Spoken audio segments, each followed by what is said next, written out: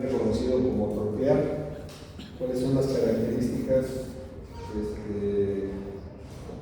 de este nervio? Es el único que recusa y es el que tiene el trayecto más largo, mientras el tercer nervio sale en la fosa interpeduncular. El cuarto nervio viene desde atrás, da la vuelta al mesencéfalo y se va hasta adelante.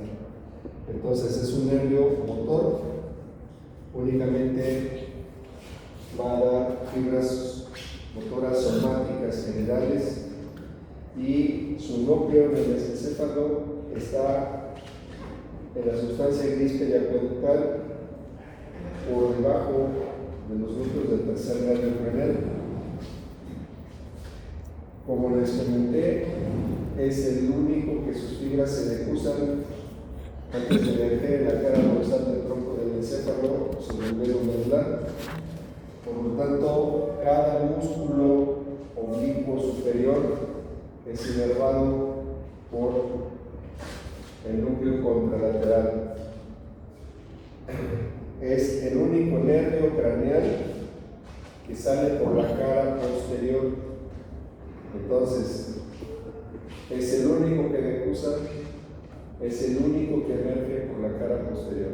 Dos de sus características anatómicas en cuanto a su origen aparente.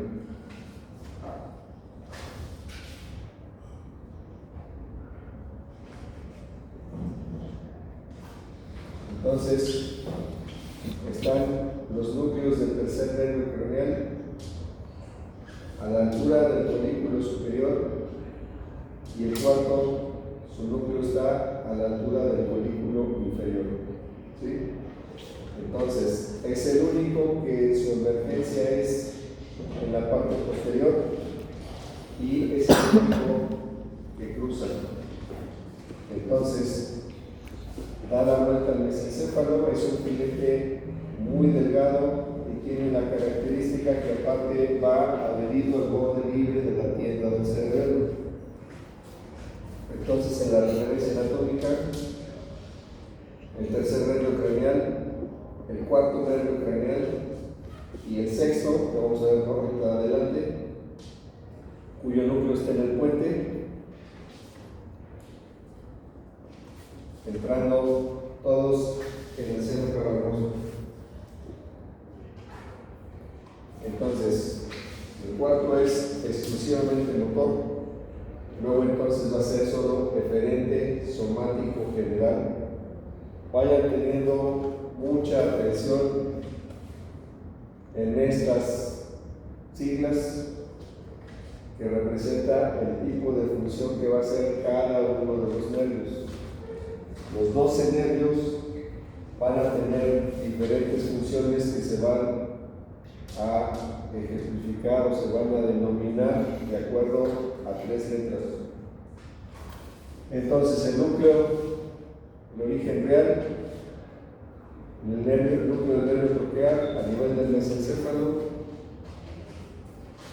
Recuerden los núcleos del tercer nervio craneal sobre el folículo superior y el del cuarto nervio craneal sobre el folículo inferior.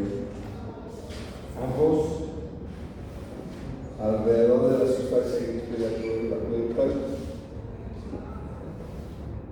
Punto de salida, o más bien de entrada a la órbita, la fisura orbitaria, no da ninguna rama y solo va al músculo oblicuo superior.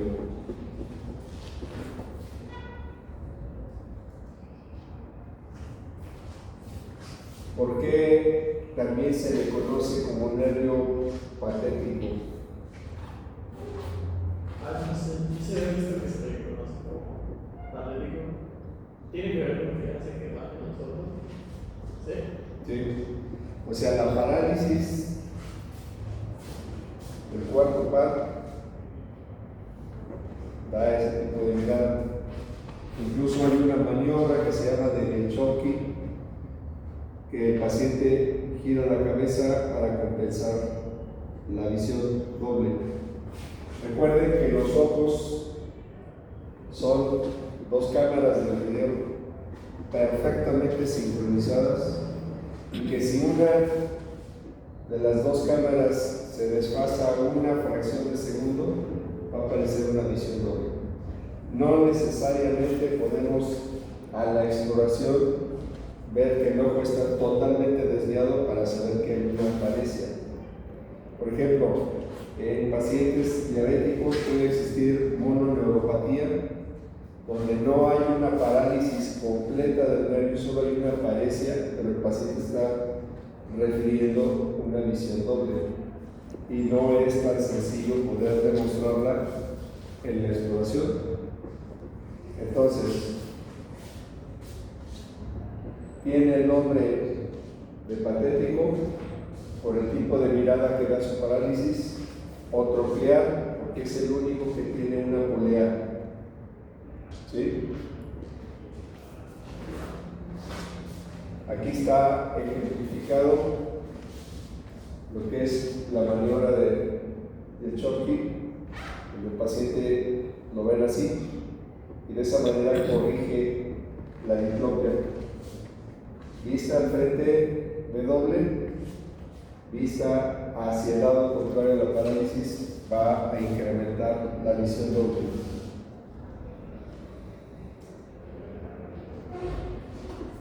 Entonces, el recorrido cisternal es el único que sale por la superficie o en la cara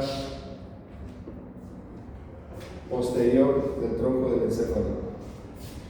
Abandona el mesencéfalo y se le cruza al lado opuesto, pasa hacia la parte de adelante por la fosa craneal media a la pared del seno cavernoso, ingresa a la órbita por la fisura orbitaria, inerva el músculo oblicuo superior y el globo ocular, es completamente motor y lo que hace es girar el ojo hacia abajo y hacia afuera.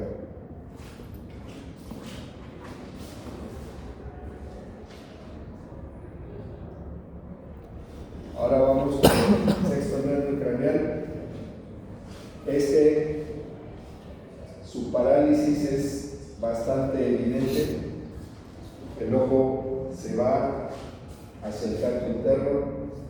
Su núcleo de origen es en el puente. Luego entonces su origen aparente es en el surco bulbo protuberancial.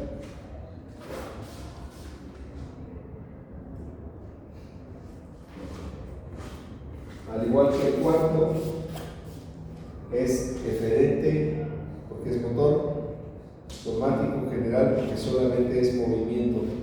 ¿Sí?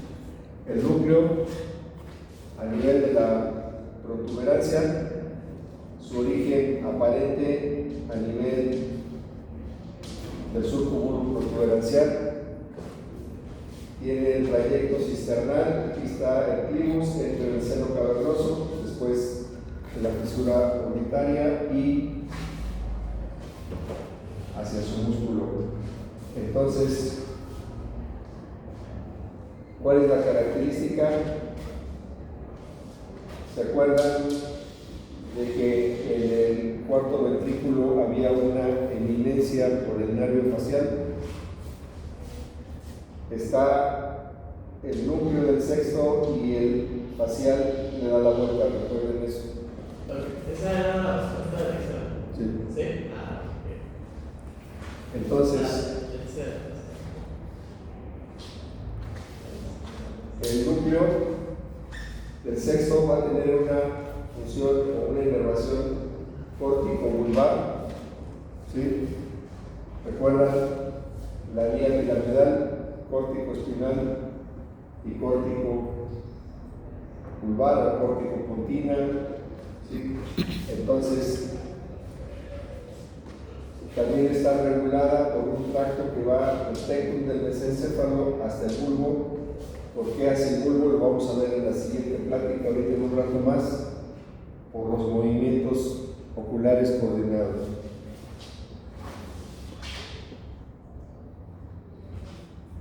Entonces, va hacia el músculo recto lateral. ¿Sí? Aquí está, ¿cómo se llama esto? Anillo de Vincent. ¿Eh? El anillo de sí. El anillo de sí. Y aquí está el nervio trigémino con sus ramas. Y aquí están las ramas oculomotoras. En esta zona estaría el seno cavernoso.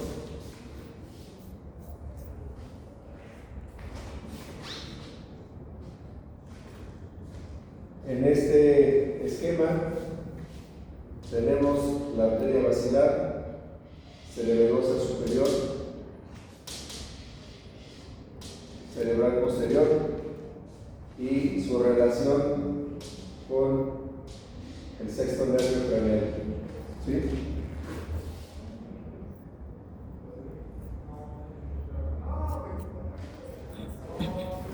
Recuerden que el bulbo subcuterancial asciende por el clivus y entra al seno cavernoso.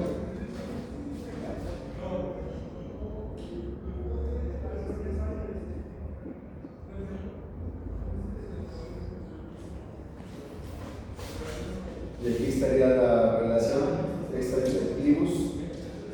Recuerden, la arteria basilar va por delante del puente, firmemente adherida al clivus. Y esta es la relación del sexto nervio craneal.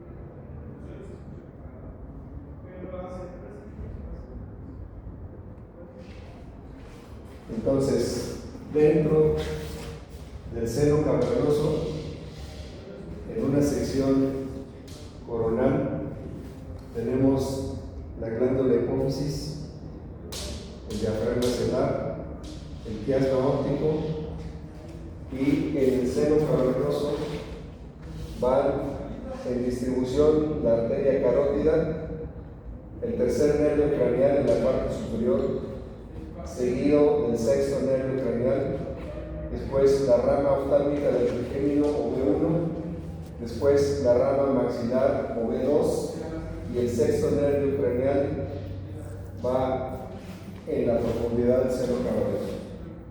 Entonces, si yo tengo un paciente que tenga una parálisis de oculomotores, una de las zonas que tengo que revisar es seno cavernoso. En el seno cavernoso se encuentran los tres nervios, ya un nervio periférico, tercero, cuarto y sexto. Pero ¿qué podría darle una lesión del seno cavernoso? Por ejemplo, un aneurisma que se rompe el seno cavernoso me va a dar una que se llama una fístula carótido-cavernosa. ¿Qué me va a ocasionar? Si la vena oftálmica drena al seno cavernoso, la arteria maneja presión, la vena no, va a aumentar la presión en el seno cavernoso.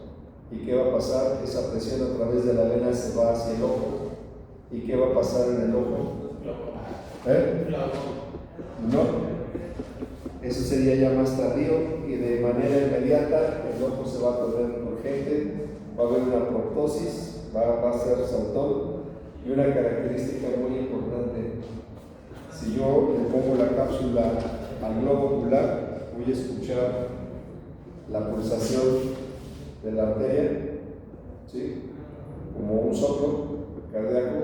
Obvio, eso no debe ser evidente. Entonces, al tener una lesión de esa naturaleza, puedo tener alguna parálisis de oculomotores, un meningioma que me esté invadiendo o un tumor de hipófisis que me esté invadiendo el seno cavernoso, me puede dar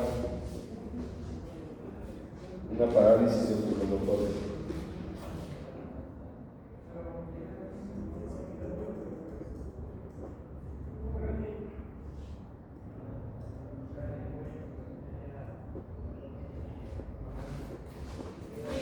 Entonces, tenemos el globo ocular, el párpado, la distribución de los núcleos, de los músculos, los núcleos del tercer nervio craneal, el núcleo del cuarto nervio y ya en el puente el núcleo del sexto par.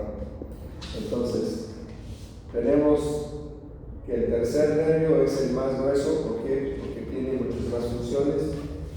El cuarto es el más delgado y el sexto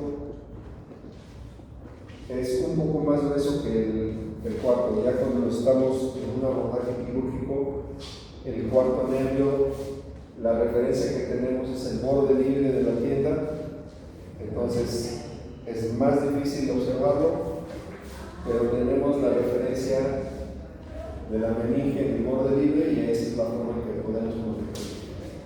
Entonces entran después del seno cavernoso en la fisura orbitaria y se va su distribución a los diferentes grupos musculares. El motor ocular común o tercer nervio, el elevador del párpado, el recto superior, el recto interno, el recto inferior y el oblicuo inferior. El cuarto nervio, el troclear, y el sexto nervio, el recto externo.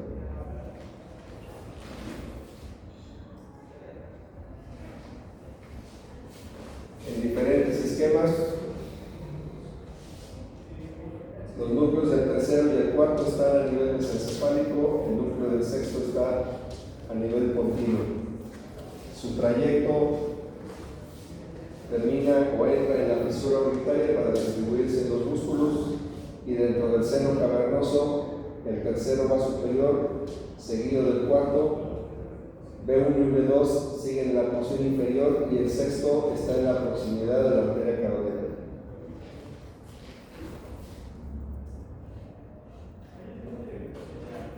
Entonces, en este esquema hasta ahorita llevamos listo el olfatorio, el óptico, el tercer nervio, el cuarto nervio y el sexto nervio. Esta sería una vista desde abajo. Entonces vean, todos emergen por la cara anterior, solo el cuarto nervio viene desde atrás.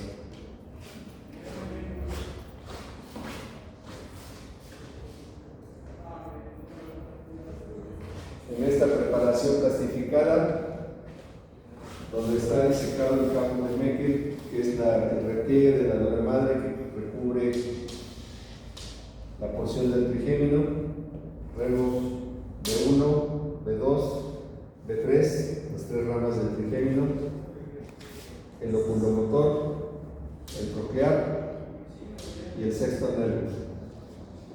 ¿Sí?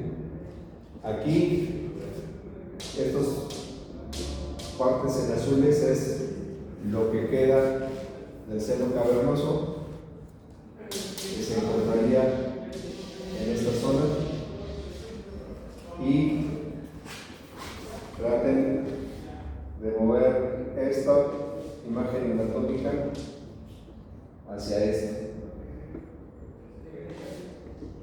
Entonces, en esta disección plastificada, el sexto,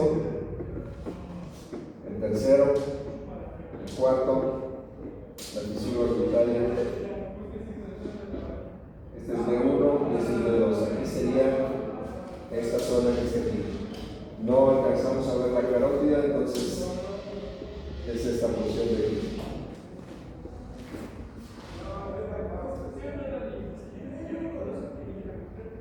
Y ahora vamos a algo más importante.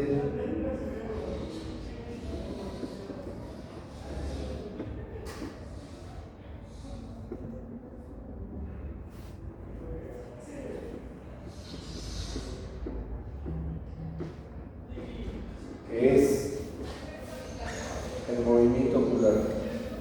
Ya vimos origen real y origen aparente de los tres oculomotores. En eso consistía la plática anterior. Ahora vamos a ver cómo está la coordinación para el movimiento de El movimiento, ustedes tienen un control voluntario, pero una importante función del movimiento ocular es involuntario. ¿Y qué es lo que va a estar coordinando esto? Aparato vestibular, función visual, cerebro, ¿sí?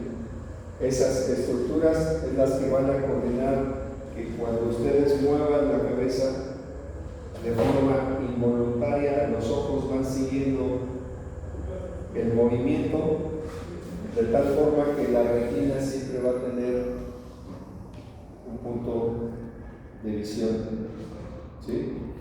Entonces, la información de la retina va a viajar hasta el geniculado, la radiación óptica, pero ¿dónde está la integración de esto que estoy diciendo?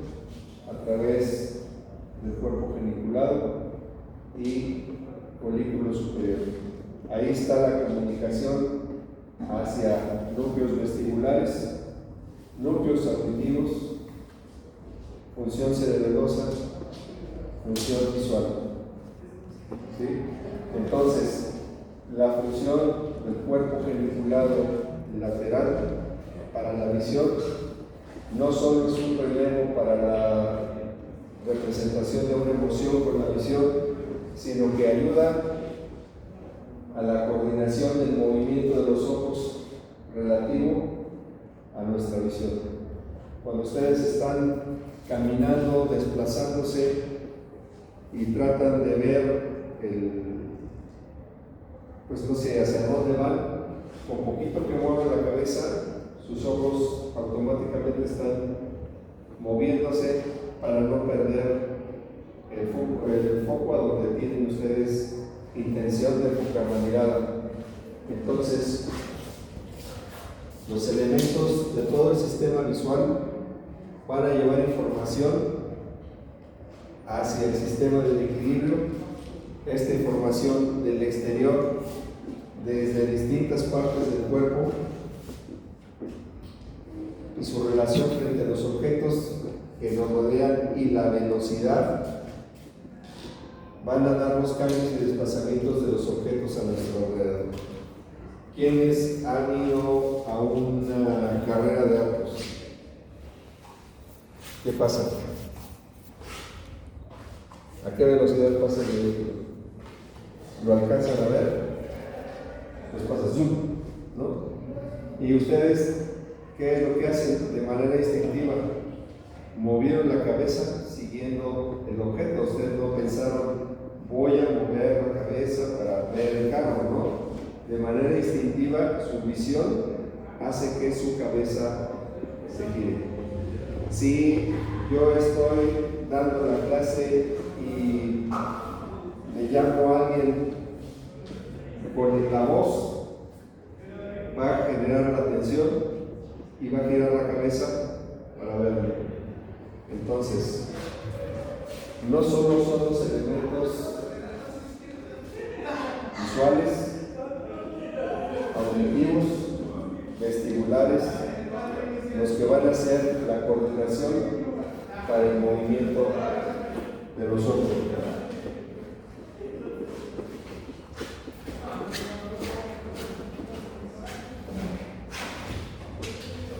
¿Pueden guardar silencio? Estoy en clase.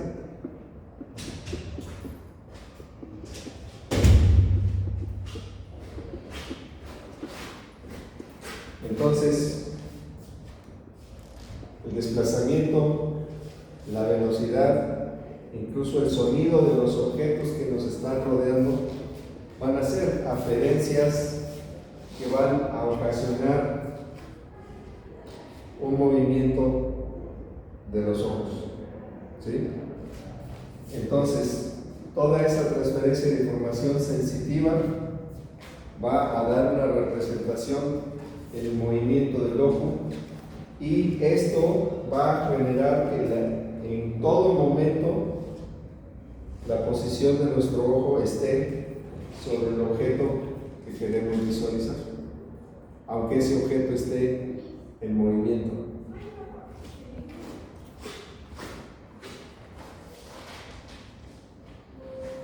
Entonces, hablando exclusivamente de el estímulo visual,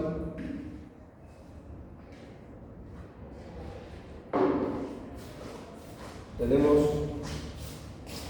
el estímulo que llega a la retina va a tener 4 caminos diferentes.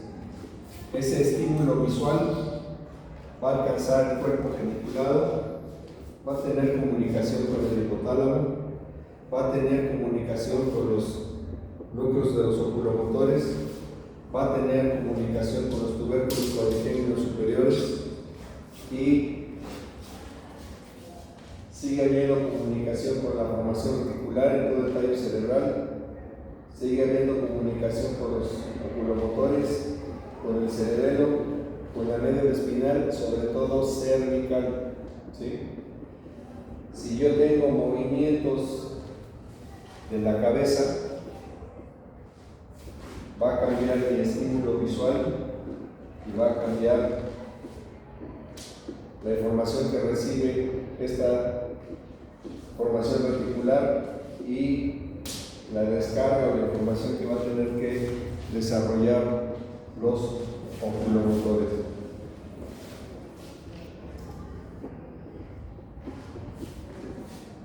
Ahora, la función visual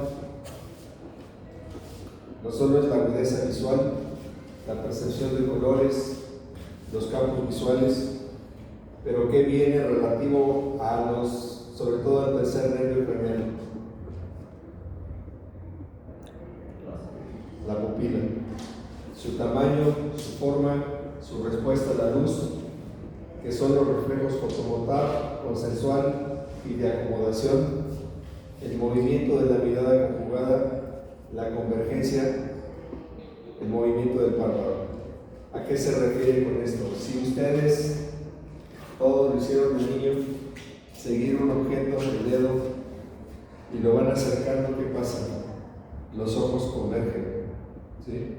Si el objeto se aleja, los ojos divergen. ¿Sí? Eso es el fenómeno de acomodación. ¿Y por qué es cuando convergen los ojos? Hay personas que se les va el ojo hacia afuera, aún queriendo tocar el que está. ¿Por qué crees? ¿Qué es lo que hace que converjan los ojos? Los músculos rectos, Y el recto interno se contrae y el ojo se va afuera. El recto externo tiene que estar relajado ahí. Yo contraigo el recto externo o se contrae el fenómeno y el ojo se abre. Entonces, si tú estás haciendo la exploración, la búsqueda de la convergencia y la acomodación, y hay una paresia del sexto nervio, ahí la vas a hacer más evidente. ¿Por qué? Porque un ojo hace la convergencia y el otro se queda a 3/4. ¿Sí? Entonces, la convergencia, la caída del párpado, y ahorita vamos a ver otros ejemplos en cuanto al diámetro de la pupila. Entonces, para el diámetro de la pupila vamos a encontrar lo normal es que estén ambas centrales y del mismo tamaño. Eso se llama isocoria. Si hay una diferencia en el diámetro entre una y otra, va a haber una anisocoria. Y en este caso de anisocoria, ojo derecho, ojo izquierdo, ¿cuál será el dañado? ¿El que está cerrado o el que está abierto? ¿Cuál es el dato de focalización? ¿El que está cerrado o el que está abierto? El que está cerrado es el de focalización. ¿Eh? El que está cerrado es el de focalización. No. Es el que está abierto, es el que tiene de aferentación del tercer nervio. Y hay que tener cuidado porque si antes de nosotros volvió el oftalmólogo y le puso las gotas, nosotros llegamos a revisarlo y vemos la pupilota, ¿sí? Entonces, hay que preguntar.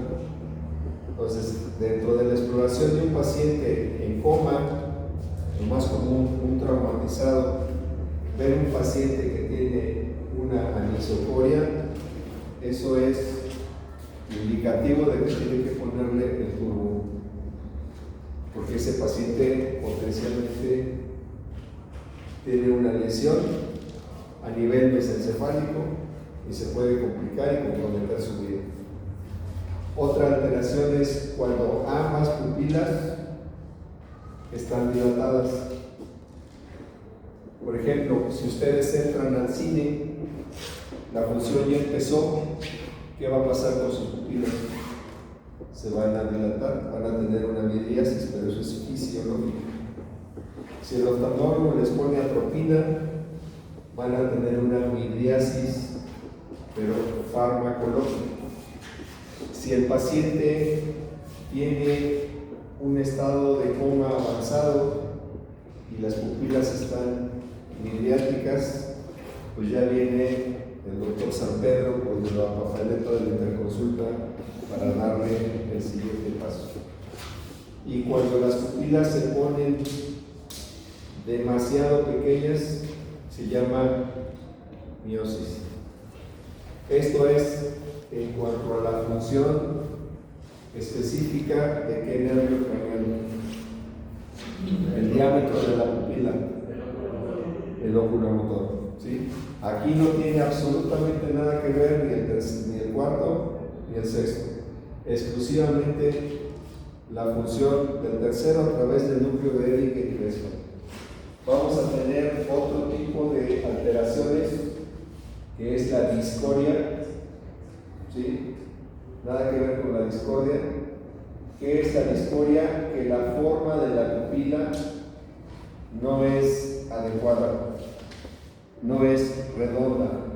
¿Y esto en qué lo vamos a ver? Pacientes que ya tuvieron cirugía ocular y entonces queda deformada, ¿sí? O cirugía o trauma, pero es una lesión al músculo del iris y la pupila queda totalmente deformada. Entonces, a manera de dato clínico, si tenemos que los núcleos del tercero y el cuarto están en el mesencéfalo, el sexto está en el puente y que solamente el tercero es el que da las alteraciones a nivel de la pupila, ¿cómo voy a poder identificar dónde puede estar la lesión? Si tengo una lesión periférica que me esté afectando el trayecto cisternal del tercer nervio craneal, voy a tener una anisocoria, pero como me está afectando todo el tronco, también voy a tener una ptosis palpebral y voy a tener una desviación del ojo, ¿sí? Como el caso de unas pupilas muy contraídas o mióticas, ¿dónde puedo encontrar ese tipo de lesión? Una lesión a nivel del puente, incluso la pupila miótica que está así, pero totalmente contraída, se le conoce como pupila pontina, pero obvio traduce una lesión a nivel del tallo, específicamente puente.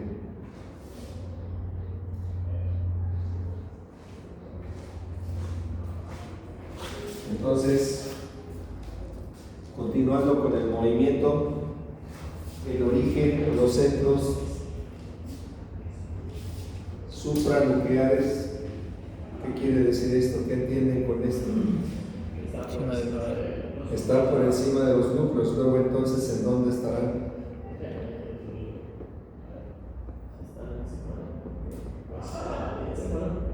En la corteza cerebral, ¿sí? Recuerden que hay un centro de movimiento ocular voluntario a nivel de la corteza, ¿sí? Hay un relevo en el folículo superior, hay una función o comunicación a través del cerebelo para la coordinación del movimiento.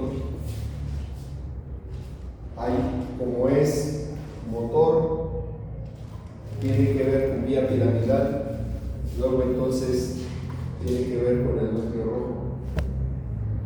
Esto es independiente de los núcleos de origen, en este caso del tercer nervio, del cuarto nervio y del sexto nervio, ¿sí?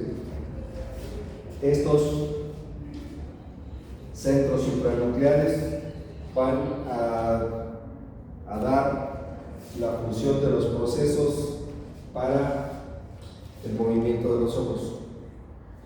Esto estamos hablando parte del movimiento voluntario. Ustedes pueden hacer movimientos voluntarios con sus ojos, pero muchos de ellos son de forma involuntaria.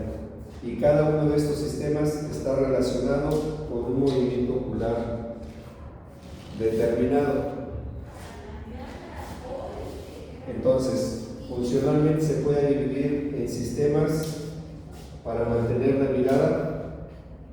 Si esto, ¿quién tendrá que estar implicado? Vestibular y reflejo optocinético. Cuando ustedes van viajando en cualquier tipo de transporte terrestre y su mirada va hacia la carretera, ustedes no lo van a percibir, pero sus ojos están dando un movimiento que se llama nistagmo optocinético. Ese nistagmo es un esfuerzo del oculomotor o del aparato oculomotor para mantener la visión en un punto fijo. Pero como este punto está cambiando continuamente, el esfuerzo está haciendo este barrido, ¿sí? Ustedes no lo perciben, pero una persona que esté al lado suyo sí va a ver ese tipo de movimiento. En el momento que cambie la vista para ver a otro punto cercano que no esté en movimiento, el ojo automáticamente se para. Entonces, estos sistemas van a controlar los movimientos sacádicos, el sistema de seguimiento, movimientos divergentes, es la cervisco literal, reflejos vestibulares que no tienen que ver con fuente luminosa, sistema de mantenimiento de la posición de la mirada y el reflejo optocinético que les acabo de explicar. Todos estos reflejos, que son, como su nombre lo dice, reflejos y son de forma involuntaria, su objetivo es estabilizar la imagen, ¿sí? Entonces, todo este tipo de sistema, ¿dónde lo vamos a ver? Relacionado con el movimiento de cabeza, cuello y cuerpo. Mientras ustedes estén fijando la mirada en un objeto. Si yo estoy moviendo la cabeza pero tengo los ojos cerrados, como no tengo la aferencia visual, todo esto está anulado. Para que funcione yo tengo que tener la aferencia visual, ¿sí? Mientras no haya una aferencia visual, todo este sistema reflejo no va a funcionar, ¿de acuerdo? Entonces, el objetivo es estabilizar la imagen a nivel de la retina para evitar que la visión sea distorsionada. Los movimientos sacádicos, los de seguimiento y los de origen vestibular se consideran macromovimientos y funcionan relacionados o vinculados unos con otros, y los otros tipos son considerados micromovimientos, apenas perceptibles. Entonces, tenemos que hay una corteza frontal, hay una zona de control voluntario del ojo que va a estar relacionado con la corteza suplementaria. Tenemos la corteza primaria, ¿sí? Entonces, en el campo ocular, ubicado en la corteza frontal y prefrontal, es un centro de integración de otras regiones para activar el campo ocular suplementario, el campo ocular complementario, y todo esto es a nivel cortical. Si es a nivel cortical, entonces tiene una función preponderante voluntaria que ustedes pueden coordinar, aunque algunas zonas de integración van a apoyar a los movimientos reflejos que vimos en la diapositiva anterior. El área motora suplementaria, pues como parte de la corteza motora, está asociada a la corteza premotora y apoya el movimiento de los ojos. Los ganglios basales tendrán que ver con el movimiento de los ojos. Sí. ¿Por qué? Bueno, solo recuerdo que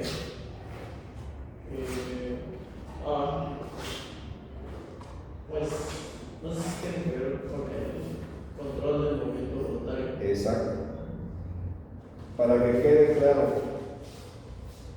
mientras haya un control o haya un movimiento voluntario, va a haber una relación con los ganglios basales. Recuerden que los ganglios basales es parte preponderante del circuito extrapiramidal, y el circuito extrapiramidal es el que va a dar la coordinación para el movimiento fino. Cuando se pierde el control de la vía extrapiramidal, ese movimiento va a ser errático, y mientras tengamos una corteza que me va a dar movimientos voluntarios, tengo que tener acción de un control extrapiramidal. El colículo superior, en el tectum del mesencéfalo, recibe las referencias visuales del tracto óptico, corteza visual, y envía información hacia otras partes del mesencéfalo, la sustancia reticular regresa información hacia el tálamo, y una de sus más importantes funciones es participar en el inicio de los movimientos oculares y en la coordinación de los movimientos asociados a la cabeza y el cuello.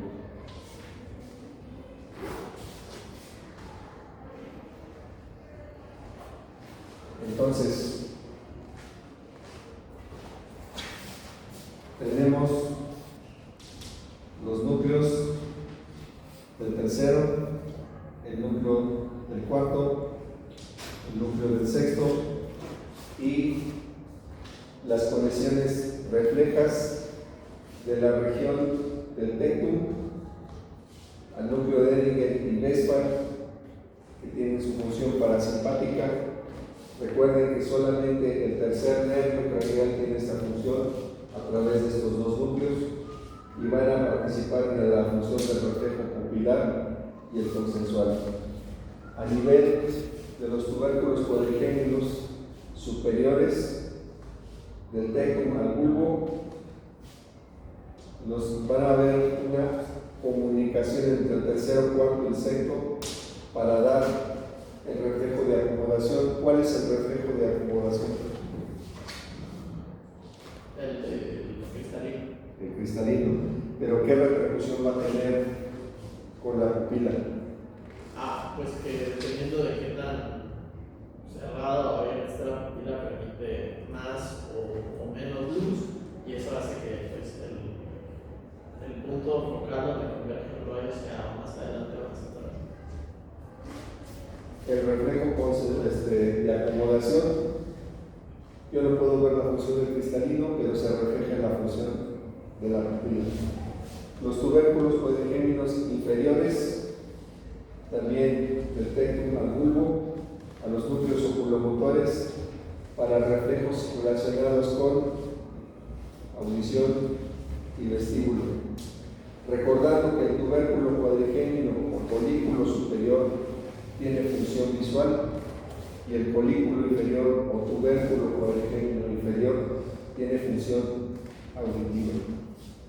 Entonces, el vínculo que tienen los tubérculos o folículos inferiores es para llevar una información tanto auditiva como vestibular a través del fascículo longitudinal medial, que va a tener que ver también con el equilibrio. ¿Qué pasa con una persona que tiene un vértigo por una lesión del laberinto? ¿Cómo es su marcha? Inestable, siente que todo le da vueltas. ¿Y qué pasa con los ojos? A ver, ya no contestes tú estás llevándote de todas las formas. A ver, doctor, ¿qué pasa con los ojos?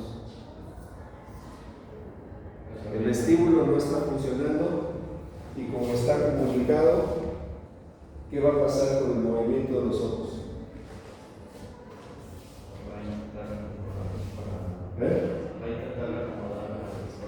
¿Y eso cómo lo voy a interpretar al ver al paciente?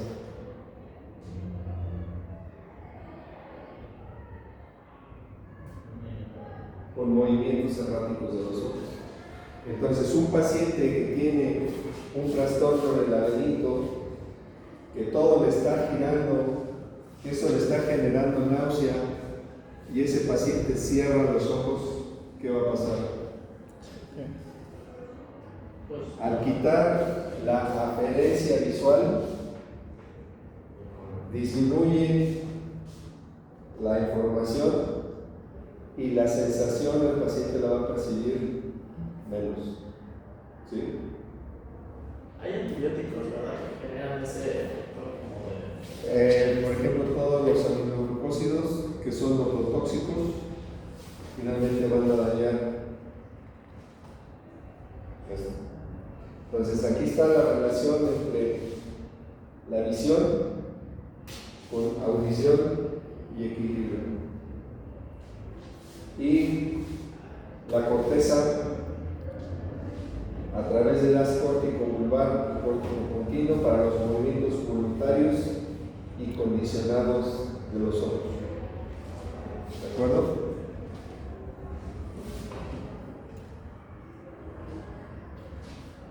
¿Cómo se lleva a cabo el reflejo de la luz? Viene el estímulo luminoso, va a ser transportado a través del nervio óptico, bueno, captado por la retina, transportado al nervio óptico, llega a la radiación óptica, al tubérculo cuadrigémino o folículo superior, que va a proyectar hacia los núcleos o delante del tectum, específicamente Edinger y Westphal, y que va a condicionar la respuesta motora para que el iris se contraiga. ¿Sí? Entonces, si yo lo comparo con el reflejo patelar, ustedes golpean el tendón rotuliano, la aferencia llega a la médula y regresa para hacer la extensión de la rodilla. Entonces, el estímulo luminoso viaja a través del nervio óptico, la radiación óptica, llega al folículo superior, donde manda la información al núcleo de Edinger y Westphal, manda la información para que se contraiga el iris. Y en esta forma se cierra el circuito para que se abra y se cierre. Volvemos al ejemplo del cine. Ustedes llegan a la función, ya está oscuro, su pupila se abre para percibir el mínimo trazo de luz pero se sientan, la película ya empezó y la pantalla se ilumina. Ahí está actuando un reflejo fotomotor. En automático, la pupila se va a ajustar a la cantidad de luz que tenemos. Y si durante la proyección de la película hay escenas donde hay mayor cantidad de luz o menor, la pupila va a estar interactuando, haciendo funcionar el reflejo fotomotor durante toda la película, ¿sí? Dependiendo de la cantidad de luz que haya en la pantalla, de la cantidad de luz que se perciba en la retina, y va a estar controlando, ustedes van a estar disfrutando de la proyección y no van a tener ninguna molestia. ¿Qué pasa cuando yo busco el reflejo fotomotor en una esfera clínica? Uso una estimulación luminosa generalmente potente, ¿sí? Entonces, si yo estoy haciendo un estímulo muy intenso, la respuesta va a ser, obvio, más rápida y más pronunciada.